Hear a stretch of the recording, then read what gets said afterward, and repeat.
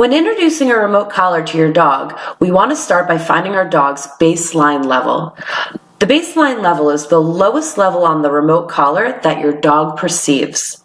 After making sure your dog's remote collar is properly fit by creating good contact between the receiver and the dog, we're going to start at the level 0 and go up by increments of 1, tapping the remote at each number. You can see when the red light goes off on the dog's collar, that is me tapping the remote that's in my hand.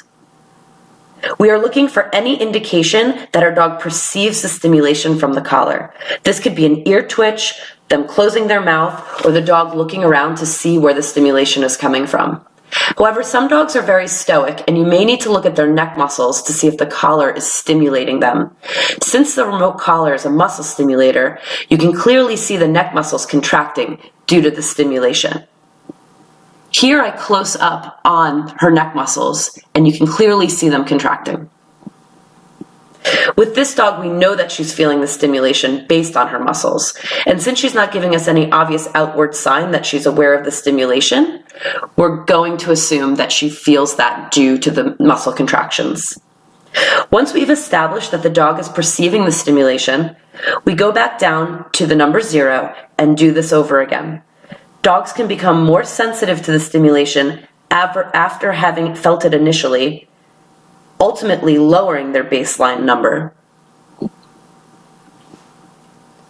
You want to make sure that you establish the baseline level in an environment that is quiet and free from distractions. I am currently indoors and have the dog leashed. This creates a very controlled environment so I can get an accurate reading from the dog and how they are perceiving the stimulation from the collar.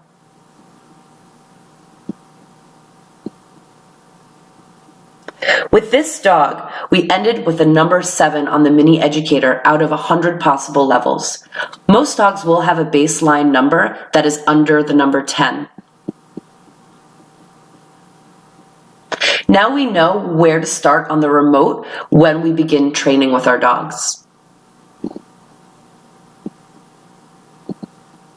Again, I'm going to close up on the dog's neck muscles, and you will see the muscles contracting due to the stimulation from the collar. We again ended on the number 7, so that's where we will start when we begin training with our dog.